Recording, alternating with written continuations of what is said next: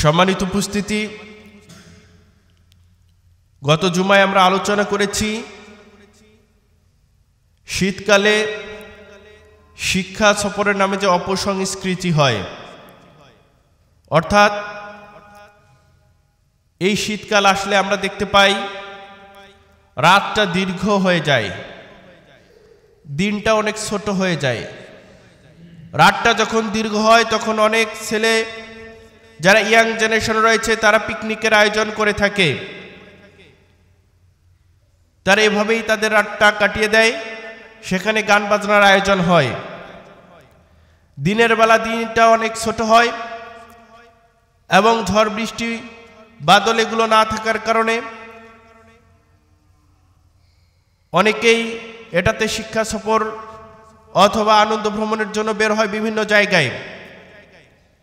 আমরা দিন এবং এই দীর্ঘ রাতটাকে কিভাবে কাজে লাগাতে পারি ইবাদত ও বন্দেগীর মাধ্যমে, সে বিষয়ে কথা বলার চেষ্টা করব ইনশাআল্লাহ। ওয়া মা তাওফিক ইল্লা বিল্লাহ, আলাইহি তাওয়াক্কালতু ওয়া ইলাইহি উনীব।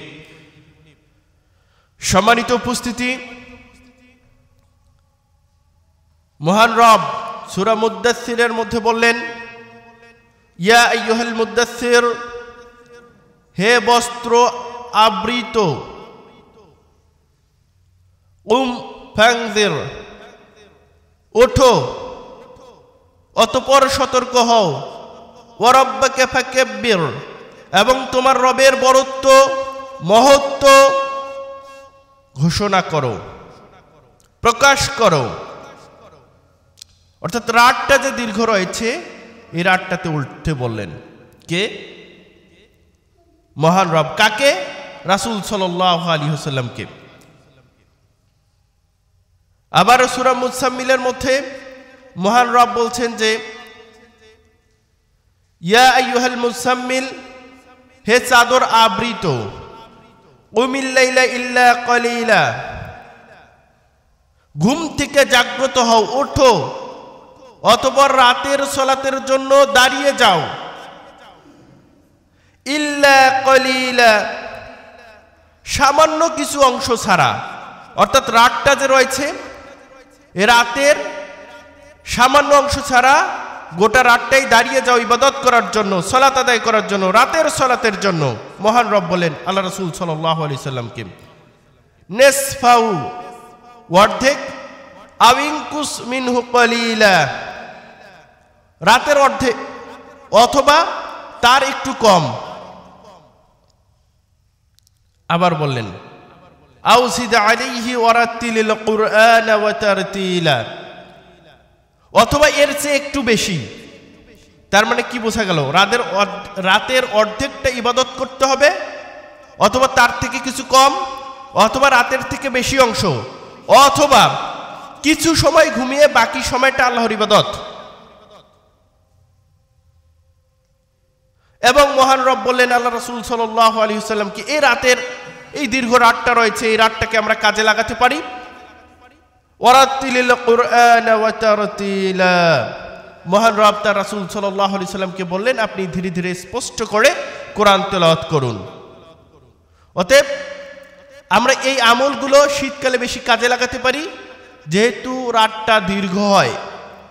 আর গরমকালে রাতটা ছোট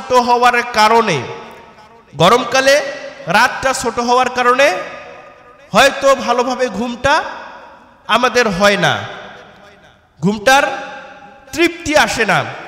কিন্তু যেহেতু শীতকালে রাত দীর্ঘ, তাই ইবাদত বন্দেগীতে আমরা কাটিয়ে দিতে পারি, কোরআন তেলাওয়াত করতে পারি, যেটা মহান রব তার রাসূল সাল্লাল্লাহু আলাইহি ওয়াসাল্লামকে বলেছেন। সম্মানিত উপস্থিতি, বুখারীর 1145 নম্বর হাদিস, আবু হুরায়রা রাদিয়াল্লাহু আনহু থেকে বর্ণিত। এই হাদিসটি হচ্ছে হাদিসে কুদসি। এই হাদিসের মধ্যে বলা হচ্ছে যে ইয়ানসিলু রাব্বুনা তাবারাকা ওয়া তাআলা কুল্লা লাইলাতিন ইলা সামাঈদ দুনিয়া হিনা ইয়াবকা সুলুসুল লাইলিল আখির, মহান রব প্রতিদিন রাতের শেষ তৃতীয়াংশ অবশিষ্ট থাকা কালে পৃথিবীর প্রথম আসমানে নেমে আসেন। নেমে আসেন মানে কি? আরশে আজিম থেকে প্রথম আসমানে আসতে হয় নয়, বরঞ্চ এখানে নেমে আসার অর্থ হচ্ছে যে দৃষ্টি নিক্ষেপ করেন। অতঃপর মহান রব বলেন যে মাইয়াদউনি ফাস্তাজিব লাহু, কে আমাকে ডাকে আমি তার ডাকে সাড়া দেব। মাইয়াসালুনি ফাউতিয়াহু, কে আমার কাছে চায় আমি তাকে দিয়ে দিব। মাইয়াস্তাগফিরুনি, কে আমার কাছে ক্ষমা চায় ফাগফিরা লাহু, আমি তাকে ক্ষমা করে দেব। কয়টা জিনিস মহান রব কি বলেন? রাতের যখন 1/3 অবশিষ্ট থাকে, এই 1/3 কখন? এটি তাহাজ্জুদের সময়। 1/3 কখন? মনে করেন যে 5:15 যদি সন্ধ্যা হয়, আর 5:15 যদি সুবে সাদিক হয়, বা 5টায় যদি সুবে সাদিক হয়, তাহলে রাতটা কত ঘন্টা হচ্ছে? এটা আনুমানিক 5:15 থেকে 5:15, তার মানে রাতটা হচ্ছে 12 ঘন্টা। প্রথম 8 ঘন্টা বাদ, প্রথম কি 8 ঘন্টা বাদ, তার মানে 5টা থেকে 12টা হয় 7 ঘন্টা, আর একটাই যদি যায় 8 ঘন্টা হয় 1:15, তার মানে 1:15টার পর সুবে সাদিক পর্যন্ত যে সময়টুকু থাকে বর্তমান রাতের, এটা হচ্ছে তাহাজ্জুদের সময়। আমি মনে হয় বুঝাতে পেরেছি। তার মানে এখনকার সময়ের যে রাতটা, সেই রাতে 1:15টার পর অথবা 1:30টার পরে আপনারা উঠে যাবেন এবং সুবে সাদিক পর্যন্ত আপনারা কি করবেন? যে সালাত আদায় করবেন। সালাতটা কেমন হবে? 1137 নম্বর হাদিস বুখারীতে এসেছে, আব্দুল্লাহ ইবনে ওমর রাদিয়াল্লাহু আনহু থেকে বর্ণিত। তিনি বলেন, একজন ব্যক্তি এসে রাসূল সাল্লাল্লাহু আলাইহি ওয়াসাল্লামকে জিজ্ঞাসা করলেন, হে আল্লাহর রাসূল, কাইফা সালাতুল লাইলি, রাতের সালাতটা কেমন হবে? আল্লাহ রাসূল সাল্লাল্লাহু আলাইহি ওয়াসাল্লাম বললেন, মাসনা মাসনা, 2 রাকাত করে তুমি পড়তে থাকো। ফাইদা খিফতা সুবহা, যদি তুমি এটা আশঙ্কা করো যে সুবে সাদিক হয়ে যাবে, তাহলে তুমি করো ফাআউতির বিওয়াহিদা, তাহলে 1 রাকাত পরে তুমি বেজর বানিয়ে দাও। কয় রাকাত পরে? 1 রাকাত পরে বেজর বানিয়ে দাও। তো এই হাদিসের আলোকে আপনি 20 রাকাত, 22 রাকাত, 24 রাকাত, 38 রাকাত, 40 রাকাত পড়তে পারবেন।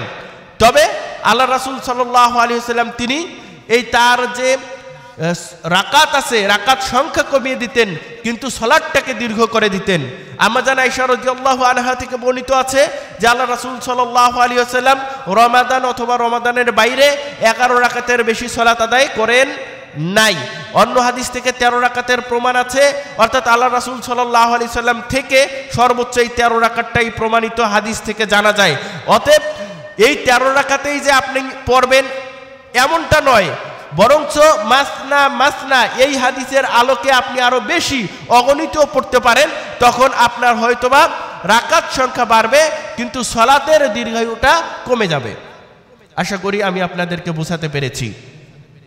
সম্মানিত উপস্থিতি, আপনারা এই সময় যদি কিছু সময় থাকে সালাতে ঘুম এসে যায়, তাহলে আপনারা ওয়ারাতিলিল কুরআন ওয়া তারতিলা, তাহলে আপনারা তারতিল সহকারে ধীরে সুস্থে আপনারা কোরআন তেলাওয়াত করবেন সুস্পষ্ট সহকারে, তাহলে কোরআনের নেকিটাও আপনারা পেয়ে যাবেন ইনশাআল্লাহ। তাহলে সেই সময়টা আপনারা জাগ্রত হবেন। কিন্তু আমরা কি করি? আমরা তো এই সময়গুলো 12টা 1টা পর্যন্তই আমরা কেটে দেই, হয় ফেসবুকিংয়ে অথবা বর্তমান শীতকাল এসেছে, এই শীতকালে আমরা দেখতে পাবো যে যুবক শ্রেণী থেকে শুরু করে অনেকেই র্যাকেট খেলার আয়োজন করে থাকে।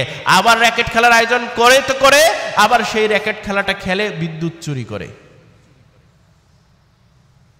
অনেক তথ্য পত্র পত্রিকায় অনলাইনে আমরা দেখতে পাই, র্যাকেট খেলার জন্য বিদ্যুৎ লাইনে যখন বিদ্যুৎটা দিতে গিয়েছে, তারা ফেজ নিউট্রাল কোনটাতে লাগাতে হবে এটা বুঝতে না পেরে কাঁচা বাঁশ জাতীয় যে জিনিস আছে, এই কাঁচা বাঁশ দিয়ে যখন লাগাতে যায়, দেখা যাচ্ছে যে নিউট্রালের জায়গায় না লাগিয়ে ফেজের জায়গায় লাগিয়েছে, তখন একদম ব্রাস্ট হয়ে যায়, তৎক্ষণাৎ স্পটেই ডেথ হয়ে যায়।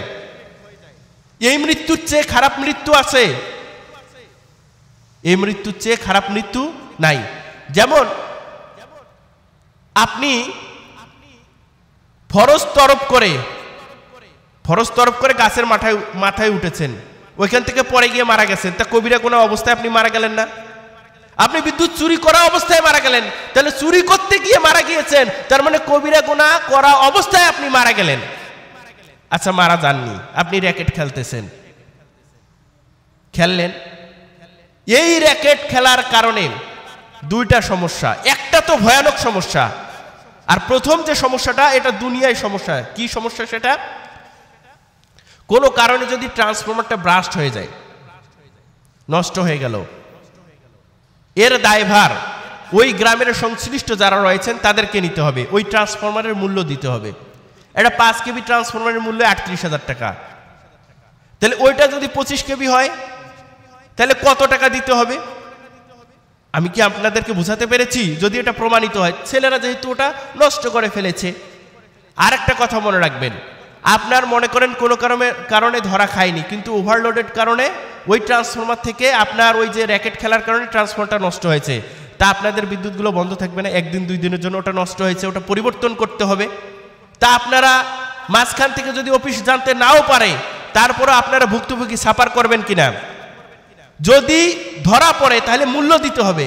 ধরা না পড়লে দুনিয়াতে বেঁচে গেলেন, তারপরে আপনাকে হয়তো 12 ঘন্টা 14 ঘন্টা একদিনের জন্য সাফার করতে হচ্ছে, কারণ ওই তথ্য দিতে হবে।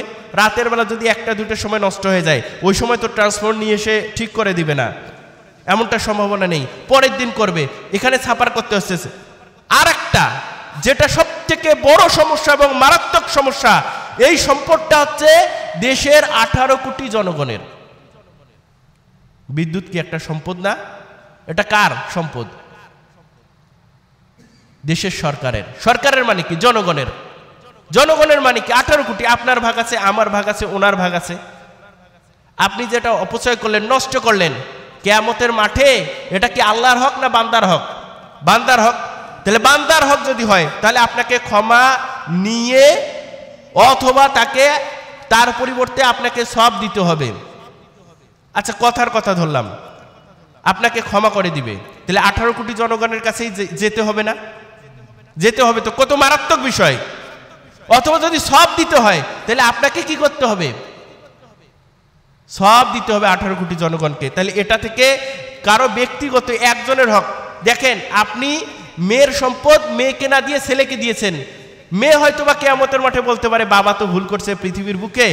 আচ্ছা, যদিও সেখানে ইয়ানপচি করবে, তো বাবার প্রতি যদি মহাব্বত হয় মেয়ে ক্ষমা করে দেয়। কিন্তু 18 কোটি লোকের মধ্যে আপনার তো শত্রু আছে। আপনি যে কারেন্টটা যে অপচয় করেছেন, নষ্ট করেছেন, পৃথিবীতে থাকতে ধ্বংস করেছেন, তাহলে এটার জন্য যদি ক্ষমা চাইতে যান আপনার শত্রুর কাছে, আপনার শত্রু তো আপনাকে তো ক্ষমা করে দেবে না। সম্মানিত উপস্থিতি, আশা করি আপনারা বুঝতে পেরেছেন। আশা করছি এই এলাকার মধ্যে এরকম চুরি করে এরকম খেলার অভ্যাস নাই।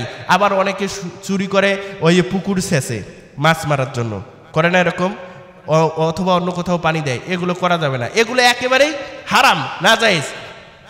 পৃথিবীতে তো একটা সমস্যা, আর কিয়ামতের মাঠে কি সমস্যা হবে আমি তো আপনাদেরকে বললামই। সম্মানিত উপস্থিতি, আমাদের তার মানে এই রাতটাকে, দীর্ঘ যে রাতটা রয়েছে, এই রাতটাকে কাজে লাগাতে হবে। কিভাবে কাজে লাগাবো? আমরা ইবাদত করার মাধ্যমে। কি ইবাদত করব? তাহাজ্জুদ পড়ব। এটা সবথেকে উত্তম একটা ইবাদত, তবে ফরজের মতো নয়, ফরজের মতো নয়। আবু হুরায়রা রাদিয়াল্লাহু আনহু থেকে বর্ণিত, তিনি বলেন, আল্লাহ রাসূল সাল্লাল্লাহু আলাইহি ওয়াসাল্লাম বলেছেন, বুখারীর 6502 নম্বর হাদিস, হাদিসে 40 কিতাবের ইমাম নববী রাহিমাহুল্লাহর যে কিতাবটি, সেখানে 38 নম্বরে রয়েছে। আবু হুরায়রা রাদিয়াল্লাহু আনহু বলেন যে আল্লাহ রাসূল সাল্লাল্লাহু আলাইহি সাল্লাম বলেছেন, আর আল্লাহ রাসূল সাল্লাল্লাহু আলাইহি সাল্লাম বলেন, ইন্নাল্লাহ তাআলা ক্বাল, নিশ্চয় আল্লাহ তাআলা বলেছেন। তার মানে এটা হচ্ছে হাদিসে কুদসি। এটা কি? হাদিসে কুদসি। কথা কার? রাসূল সাল্লাল্লাহু আলাইহি সাল্লাম বলেছেন, কিন্তু ভাব কার? আল্লাহ তাআলার। আল্লাহ তাআলা এখানে বলতেছেন, দেখেন, মান আদালি ওয়ালিয়ান ফাকাদ আযানতুহু বিল হারবি, যে ব্যক্তি আমার কোনো বন্ধুর সাথে শত্রুতা পোষণ করবে, আমি তার সাথে যুদ্ধের ঘোষণা করছি। বন্ধুকে এই হাদিসের শেষাংশে আমরা বুঝতে পারবো বন্ধু কে হতে পারে। বন্ধু যে শরীয়ত অনুযায়ী তার লাইফটা লিড করে, শরীয়ত অনুযায়ী চলে, আল্লাহকে মানে, এই ব্যক্তি আল্লাহ তাআলার বন্ধু হবে। সম্মানিত উপস্থিতি, দেখেন এইখানে মহান রব যে কথা বলছেন, যেহেতু হাদিসে কুদসি, ওয়ামা তাকাররাবা ইলাইয়া আবদি বিশাইইন আহাব্বা ইলাইয়া মিম্মা ইফতারাদতুহু আলাইহি, ফরজ ইবাদতের থেকে আর কোনো পছন্দনীয় ইবাদত নেই, আমল নেই, যার দ্বারা আমার বান্দাগণ আমার অধিক নিকটবর্তী হতে পারেন। কে বললেন? মহান রব। মহান রব কি বলতেছেন? যে ফরজ যে ইবাদতগুলো রয়েছে, বাধ্যতামূলক যেগুলো করতেই হবে, সেই ইবাদতগুলো ছাড়া আর এমন কোনো ইবাদত নেই যার মাধ্যমে বান্দা আমার অধিক নিকটবর্তী হতে পারে। তবে মহান রব বলতেছেন, ওয়ালা ইয়াসালু আবদি ইয়াতাকাররাবু ইলাইয়া বিন্নাওয়াফিল। তবে বান্দা যখন নফল ইবাদত করে, অতিরিক্ত যে ইবাদতগুলো রয়েছে, এই অতিরিক্ত ইবাদতগুলো করার মাধ্যমে আমার নিকটবর্তী হতে থাকে। মানে নফল ইবাদত করে, যেমন কেউ যদি একটা ইবাদত শুরু করে দেয়, কোরআন তেলাওয়াত করে, কোরআনের প্রতি এমন তার মহব্বত ভালোবাসা, পড়তে থাকে, কোরআন না পড়লে তার ভালো লাগে না। তাহাজ্জুদ গুজার যে ব্যক্তি রয়েছে, প্রতি রাতে সে তাহাজ্জুদ পড়তেই থাকে, নিয়মিত আমল, সারা বছর ধরেই তাহাজ্জুদ পড়ে। এই আমলটা যখন এরকম করতেই থাকে, অনবরত কন্টিনিউয়াসলি চলতেই থাকে, এই আমলের ফলে মহান রব বলতেছেন যে আমার নিকটবর্তী হতে থাকে। হাত্তা উহিব্বাহু, এমনকি আমি ওই বান্দাকে ভালোবাসতে থাকি। কুনতু সামাআহু আল্লাযী ইয়াসমাউ বিহি। মহান রব বললেন যে এই যে নফল ইবাদতের মাধ্যমে বান্দা আমার নিকটবর্তী হতে থাকে, এমনকি আমি তাকে ভালোবাসতে থাকি, আর আমি তার কান হয়ে যাই যা দ্বারা সে শ্রবণ করে। সুবহানাল্লাহ বলবেন না একবার? আবার বললেন ওয়া বাসারহু আল্লাযী ইয়াবসিরু বিহি, আমি তার চোখ হয়ে যাই যা দ্বারা সে দেখে। আবার বললেন যে ওয়া ইয়াদাহু আল্লাতী ইয়াবতিশু বিহা, আমি তার হাত হয়ে যাই যা দ্বারা সে স্পর্শ করে। ওয়া রিজলাহু আল্লাতী ইয়ামশি বিহা, আর আমি তার পা হয়ে যাই যা দ্বারা সে চলে। এখন আপনারা প্রশ্ন করবেন, তাহলে একজন ব্যক্তি এরকম ভালো ভালো আমল করতেছে, এই আমল করার কারণে আল্লাহ তাআলা কি হয়ে গেল? চোখ হলো, কান হলো, হাত হলো, পা হলো, তার মানে তো ওর উপরে আল্লাহ চলে আসছে। কথাটা এমন নয়, বরঞ্চ এই হাদিসের তাৎপর্য বা ব্যাখ্যা হচ্ছে এটা, ওই লোক যখন এই ভালো কাজগুলো করে না, নফল ইবাদত করতেই থাকে, তখন তার যে আল্লাহর চোখ হওয়া মানে কি, এই চোখ দিয়ে সে ভালো জিনিস ছাড়া খারাপ জিনিস আর দেখেই না। পর্নোগ্রাফি দেখে না, সিনেমা দেখে না, নাটক দেখে না, বেপর্দা নারীকে দেখে না। তার মানে চোখটা কি? একদম শরীয়ত সম্মত ভালো জিনিস দেখে, কোরআনের অক্ষর দেখে, ভালো ভালো জিনিস দেখে, আল্লাহর সৃষ্টি যেটাই দেখে বলে একটা গাছ, একটা কলার গাছ, চিন্তা করতেছে কলার গাছটা একজন কেটে দিয়ে গেল, এই কাটতে গিয়ে আমি শুধু বাজার গেলাম আর আসলাম, দেখতেছি বের হয়ে গেছে কলার গাছ। দেখবেন যে যদি মাঝখানে কেটে দেন কিছুক্ষণ পরেই উঠে যায়। উনি ওটা নিয়েই গবেষণা চালাচ্ছে, তাহলে মহান রব একে কিভাবে সৃষ্টি করেছেন যে অল্প সময় এটা উঠে যাচ্ছে। এটা দুর্বল হলে কি হবে? কলার গাছ ধাক্কা দিয়ে ফেলাই দেওয়া গেলে কি হবে? কিন্তু এটা বাড়ে খুব দ্রুত, সে চিন্তা করে। তার মানে এই চোখ দিয়ে যা দেখে সেটাই পজিটিভ দেখে। আবার কান দিয়ে যা শোনে, গান বাজনা বাদ্যযন্ত্র শোনে না, অসার কথা খারাপ কথা শোনে না, মানুষের কানাকানি শোনে না, গেবত শোনে না, ফিসফিসানি শোনে না, অপবাদ শোনে না, মানে এই কান দিয়ে আর কোনো কথা শোনে না। এটা আল্লাহ তাআলাই তাকে করে দেন। একজন লোক যদি তাহাজ্জুদ গুজার ব্যক্তি হন, কোরআন তেলাওয়াত করেন, নফল ইবাদত বেশি বেশি করেন, মানুষের গিবত যদি কেউ করতে যান, ওই ব্যক্তির কাছে করবে না। কারণ কি? জানে ওই ব্যক্তি ভালো, অন্যের যদি দোষ ত্রুটি তার কাছে গিয়ে বর্ণনা করি উনি শুনবে না। আল্লাহ তাআলা সেইভাবেই তার কানকে হেফাজত করে দেন। আবার হাত দিয়ে স্পর্শ করে কি? পর নারীকে, বেপর্দা নারীকে, খারাপ জিনিসকে, ঘুষের টাকাকে। আমার কথা বুঝতে পারছেন কি? এগুলো হাত দ্বারা স্পর্শ করে না। এই জন্য আল্লাহ তাআলা বললেন যে ওয়াইয়াদাহু আল্লাতী ইয়াবতিশু বিহা, আমি তার হাত হয়ে যাই যা দ্বারা সে স্পর্শ করে। তার মানে এই আল্লাহর যদি হাত হয়, কুদরতি হাত, এটা যদি এই হাত হয়, আল্লাহ তাআলা যদি, তার মানে তাকে হেফাজত করেন সব খারাপ বস্তুগুলো স্পর্শ করা থেকে। আমি কি আপনাকে বুঝাতে পেরেছি? বিড়ি, সিগারেট, জর্দা, গুল, তামাক পাতা, খারাপ যে, হারাম যে, নাজায়েজ যে বস্তুগুলো, হারাম টাকা, হারাম অর্থ, এগুলো হাত দিয়ে সে নাড়াচাড়া করে না। আর পা কি? খারাপ জায়গায় যাবে, সিনেমা নাটকখানায়, অথবা খারাপ জায়গায় যাবে, পতিতালয়ে যাবে, এই জায়গায় পা তার চলে না। তার মানে আল্লাহ তাআলা তাকে চতুর্দিক থেকে চোখকে হেফাজত করান, কানকে হেফাজত করান, হাতকে হেফাজত করান এবং পাকেও হেফাজত করান। কথা আশা করি আপনারা ক্লিয়ার। আবার বললেন এই হাদিসে কুদসির মধ্যে মহান রব বলতেছেন, ওয়ালা ইন সাআলানি লা উতিয়ান্নাহু, কেউ যদি আমার কাছে, ওই বান্দা যদি আমার কাছে কোনো কিছু চায় আমি তাকে অবশ্যই অবশ্যই তা দিয়ে দেই। ওয়ালা ইন ইস্তাআযানি, আর আমার কাছে সে যদি আশ্রয় চায় লা উইযান্নাহু, আমি তাকে অবশ্যই অবশ্যই আশ্রয় দিয়ে দেই। সম্মানিত উপস্থিতি, তার মানে এই যে নফল ইবাদতগুলোর মাধ্যমে দীর্ঘ রাত রয়েছে, এই দীর্ঘ রাতটাকে আমরা কাজে লাগাতে পারি। আবু ইউসুফ আব্দুল্লাহ ইবনে সালাম রাদিয়াল্লাহু আনহু থেকে বর্ণিত 2697 নম্বর হাদিস আত-তারগিবের, তিনি বলেন, ক্বালা সামিতু রাসূলুল্লাহি সাল্লাল্লাহু আলাইহি ওয়াসাল্লাম, আমি আল্লাহ রাসূল সাল্লাল্লাহু আলাইহি ওয়াসাল্লাম থেকে শ্রবণ করেছি। কি শ্রবণ করেছি? তিনি বলতেছেন যে ক্বালা নবী সাল্লাল্লাহু আলাইহি ওয়াসাল্লাম, আল্লাহ রাসূল সাল্লাল্লাহু আলাইহি ওয়াসাল্লাম বলেছেন, ইয়া আইয়ুহান নাস, হে মানুষ সকল, আফশুস সালাম, তোমরা সালামের প্রচলন করো, ওয়া আতিমুত তাআম, আর অভাবী দরিদ্রদেরকে খাদ্য দান করো, ওয়া সাল্লু বিল লাইলি ওয়ান নাসু নিয়াম তাদখুলুল জান্নাতা বিসালাম। একবার সুবহানাল্লাহ বলেন তো সবাই। কত সুন্দর কথা বললেন আল্লাহ রাসূল সাল্লাল্লাহু আলাইহি ওয়াসাল্লাম। এখানে বলে দিচ্ছেন যে তোমরা তিনটা কাজ করো, সালামের প্রচলন করো, অভাবী দরিদ্রদেরকে খাদ্য দান করো, নাম্বার 3, মানুষ যখন ঘুমিয়ে থাকে তখন সালাত আদায় করো, অর্থাৎ তাহাজ্জুদের সালাতের কথা বলা হচ্ছে, তাদখুলুল জান্নাতা বিসালাম, তাহলে তোমরা নিরাপত্তার সহিত জান্নাতে প্রবেশ করবে।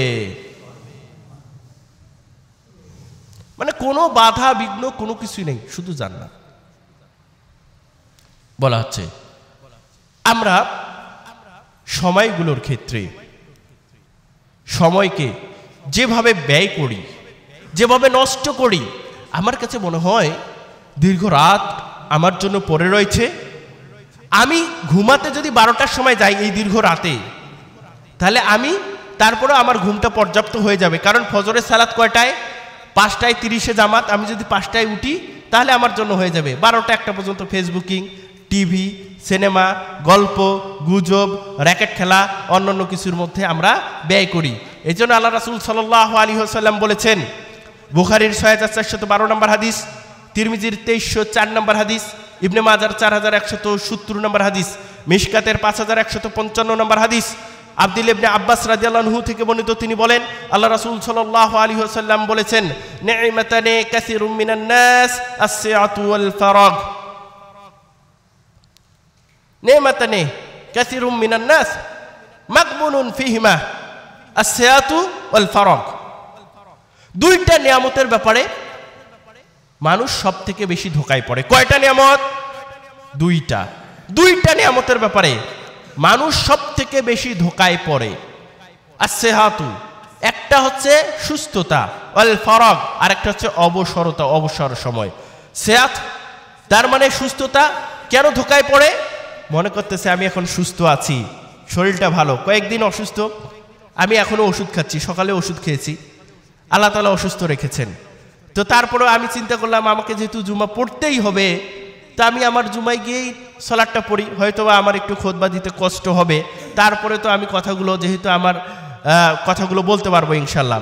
তো এই অসুস্থ থাকা অবস্থায়ও আমি বইপত্র খুলি, সবসময় পড়াশোনার মধ্যেই থাকার চেষ্টা করি। আল্লাহ তাআলা তো আমাকে একেবারেই একদম শুয়ে দেন নেই বেডে, যদিও শারীরিকভাবে অসুস্থ, কালকে থেকে ওষুধ খেতে হচ্ছে।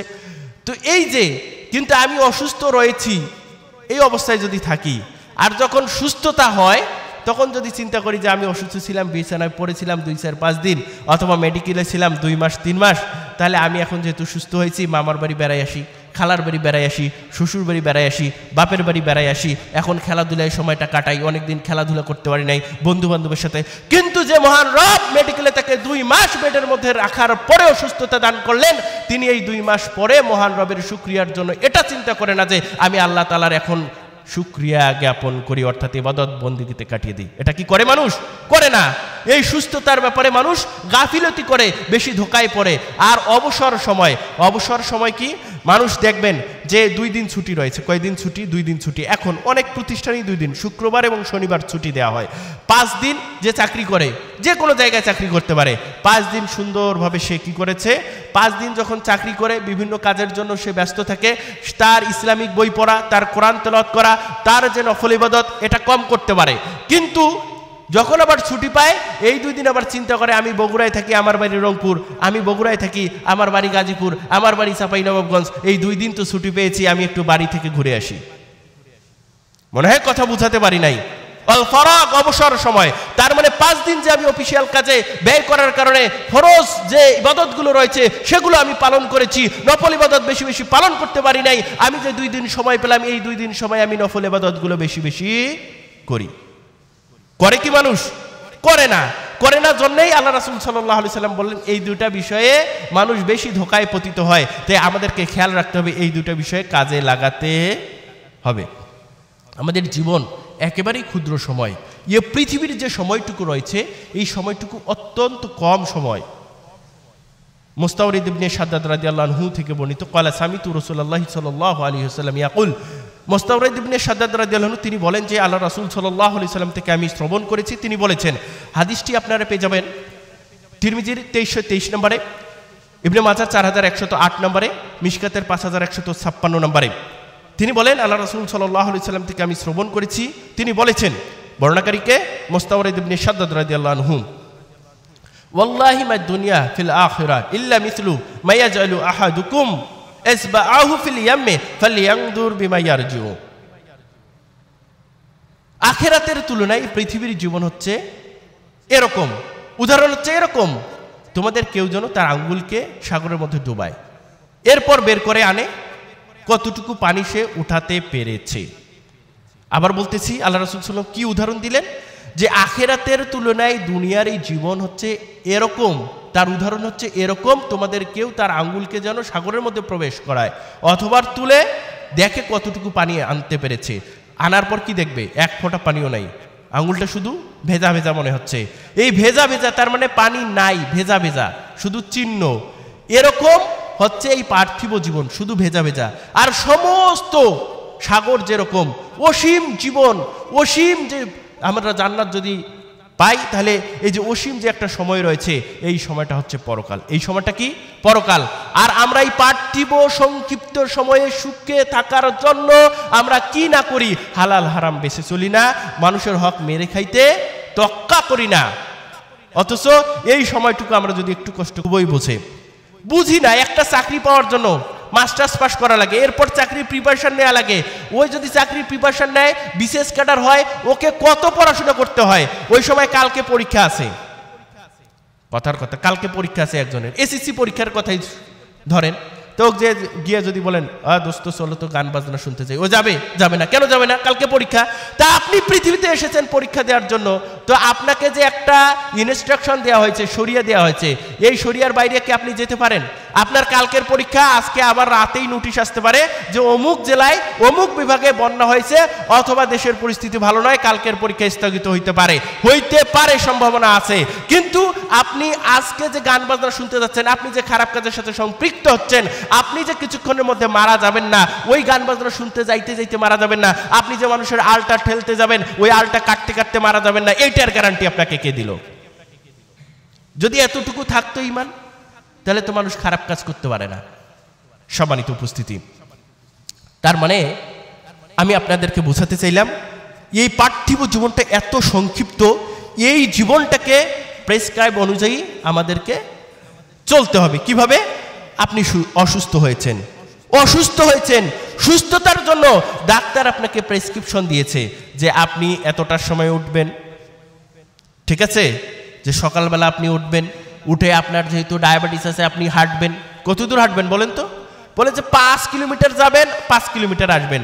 আপনি পৃথিবীতে সুস্থ হওয়ার জন্য 5 কিলোমিটার হাঁটা চলা করতেছেন, কিন্তু ফজরের নামাজটাই পড়তেছেন না।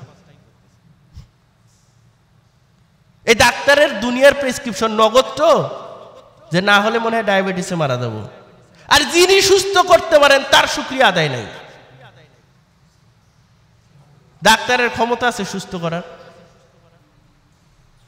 সম্মানিত উপস্থিতি, যে কথা বলছিলাম যে আমাদের কাজ করতে হবে মহান রবের ইবাদত বন্দেগী। আমাদের যে সময় রয়েছে এই সময়টুকু কাজে লাগাতে হবে। কিভাবে আমরা কাজে লাগাবো? দেখেন দুনিয়া নিয়ে আমরা কিভাবে পড়ে আছি। এই পৃথিবীর প্রতি এত আমাদের দরদ। আবু দাউদের 181 নম্বর হাদিস দেখেন, আমি আপনাদেরকে বলি জাবের রাদিয়াল্লাহু আনহু থেকে বর্ণিত, তিনি বলেন আল্লাহ রাসূল সাল্লাল্লাহু আলাইহি ওয়াসাল্লাম একদিন যাচ্ছিলেন, আর মিশকাতের 5157 নম্বর হাদিস, মাররা বিজাদিন আসকা মাইয়িতিন।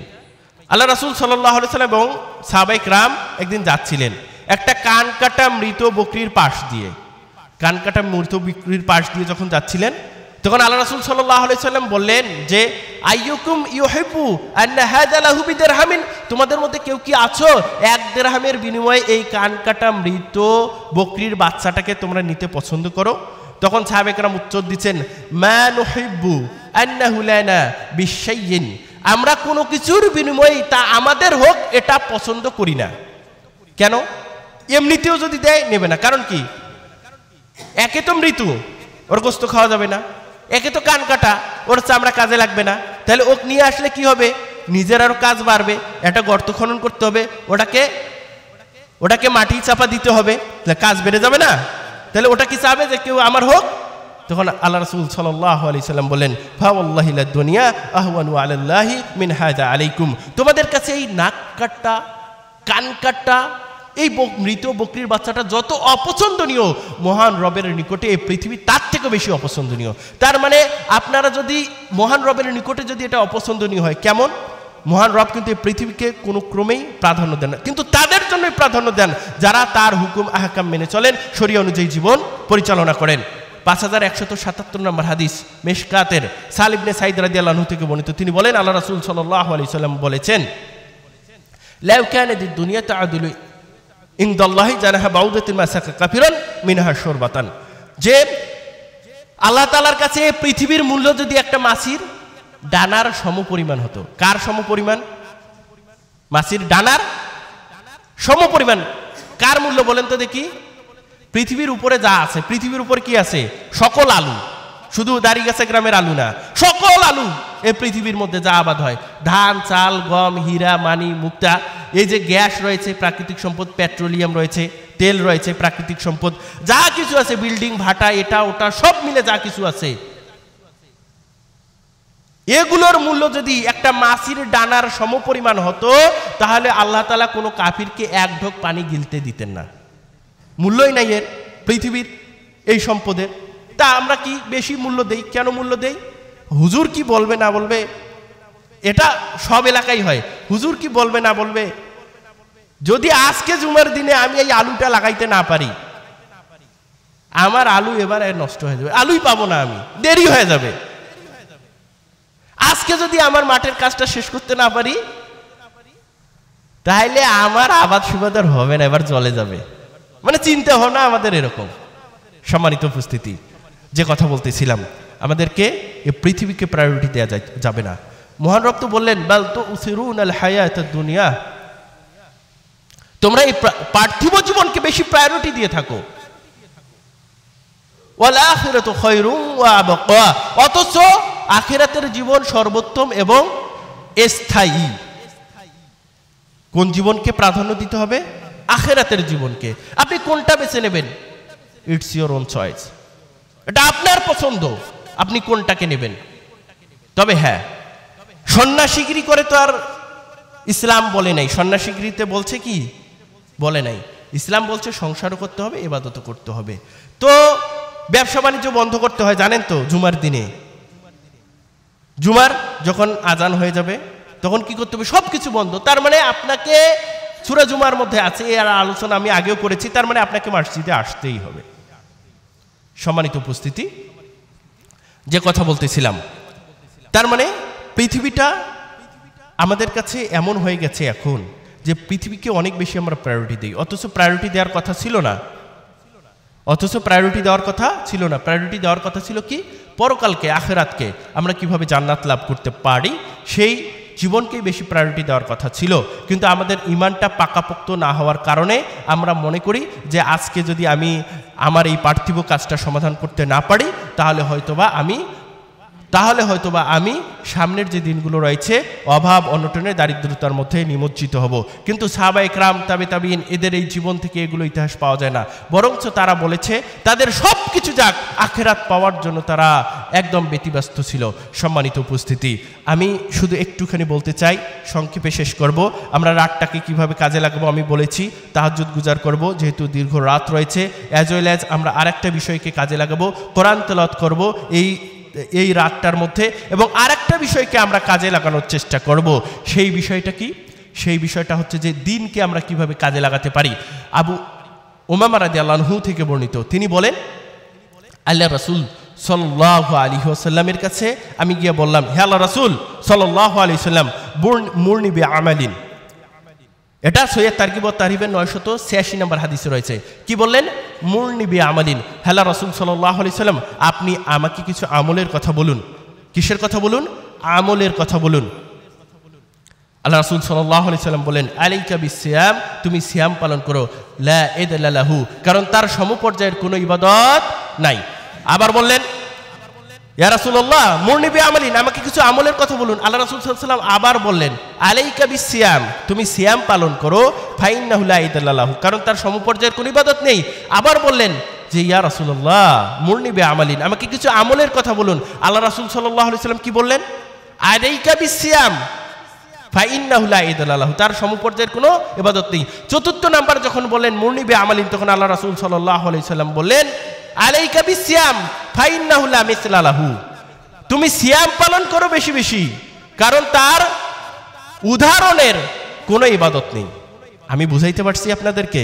এখন আপনারা বলবেন যে হুজুর আপনি সিয়ামের কথা হঠাৎ করে বলছেন কেন, রমজান মাস তো অনেক দূরে। আবু সাঈদ খুদরি রাদিয়াল্লাহু আনহু থেকে বর্ণিত, সহিহ তারগিব ওয়াত তারহিবের পরে হাদিসটা 987 নম্বর হাদিস, তার মানে আমর ইবনে আবসা রাদিয়াল্লাহু আনহু থেকে বর্ণিত 988 নম্বর হাদিস, সহিহ তারগিব ওয়াত তারহিবের পরে হাদিসটা বলা হচ্ছে, মান সামা ইয়াওমান ফি সাবিলিল্লাহ, যে ব্যক্তি একদিন শুধু সিয়াম পালন করবে আল্লাহর রাস্তায়। কয়দিন? একদিন সিয়াম পালন করবে কার রাস্তায়? আল্লাহ তাআলার রাস্তায়। বলা হচ্ছে যে তার মুখমণ্ডলকে, তাকে জাহান্নাম থেকে সাবিনা খরিবান 70 বছরের পর দূরে রাখা হবে। সুবহানাল্লাহ বলবেন না?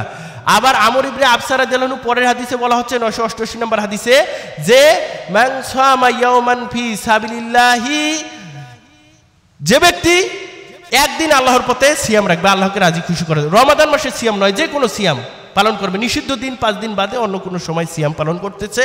আরও কিছু সুন্নাহ পদ্ধতি রয়েছে। আল্লাহ রাসূল সাল্লাল্লাহু আলাইহি ওয়াসাল্লাম বলেছেন শুধু শুক্রবার আগে এবং পিছে সিয়াম না রেখে শুক্রবারে সিয়াম রাখতে নিষেধ করেছেন আল্লাহ রাসূল সাল্লাল্লাহু আলাইহি ওয়াসাল্লাম। রাখলে এটা হারাম এমনটা নয়, তবে রাখার হাকিকত কি? শুক্রবারের সাথে অন্য দিনের আপনি সিয়াম পালন করে দিবেন। এখন যদি বলেন যে আশুরার সিয়াম পড়ে গেছে, পালন করে দেবেন, কোনো সমস্যা নাই। তো মাসাইল আমি এখন যাচ্ছি না। তো আমি যে কথা বলতেছিলাম যে বাউদাত মিনান নার, যদি একদিন সিয়াম পালন করে তাহলে বাউদাত মিনান নার, আগুন থেকে, জাহান্নাম থেকে তাকে দূরে রাখা হয় মাসিরাতা বিমিয়াতি আমিন, 100 বছরের পথ। সুবহানাল্লাহ বলবেন না? আচ্ছা, এখন বলবেন যে হুজুর আপনি শীতকালে আইসা সিয়ামের কথা বলতেছেন। কেন বলতেছি? রাতের বেলা দীর্ঘ রাত আর দিনের বেলা ঠান্ডা, দিনটা ছোট, 5টায় 20 মিনিটে কি দেয়? মাগরিবের আজান দেয়। গরমকালে কয়টা পর্যন্ত? 7টা পর্যন্ত। গরমকালে সিয়াম রাখা কি কষ্ট। এখন আপনি যদি গরমকালে সিয়াম রাখেন আর এই দিনেও সিয়াম রাখেন, তো একটা সিয়াম তো আপনার হইলো মান সামা ইয়াওমান ফি সাবিলিল্লাহ, হইল না একটা সিয়াম? তার মানে সিয়াম রাখা এখন সহজ কিনা? অন্তত আমরা চেষ্টা করব সোমবার বৃহস্পতিবার সিয়াম, এবং আয়ামি বীজের যে সিয়ামগুলো রয়েছে 13, 14, 15 চন্দ্র মাসের যে সিয়াম রয়েছে, এই সিয়ামগুলো আমরা পালন করার চেষ্টা করব। সম্মানিত হাজিরিন, যতটুকু বলার চেষ্টা করেছি, নফল ইবাদতের মাধ্যমে আল্লাহ তাআলার অধিক নিকটবর্তী হওয়া যায়, যার পরে আল্লাহ তাআলা ওই বান্দার কি হয়ে যান? চোখ হয়ে যান, কান হয়ে যান, হাত হয়ে যান এবং পা হয়ে যান। অতএব আল্লাহ তাআলার এই নফল যে ইবাদতগুলো রয়েছে, এই ইবাদতগুলো করার মাধ্যমে আমরা যেন আল্লাহ তাআলার অধিক প্রিয় বান্দা হতে পারি, সেই তৌফিক দান করুক।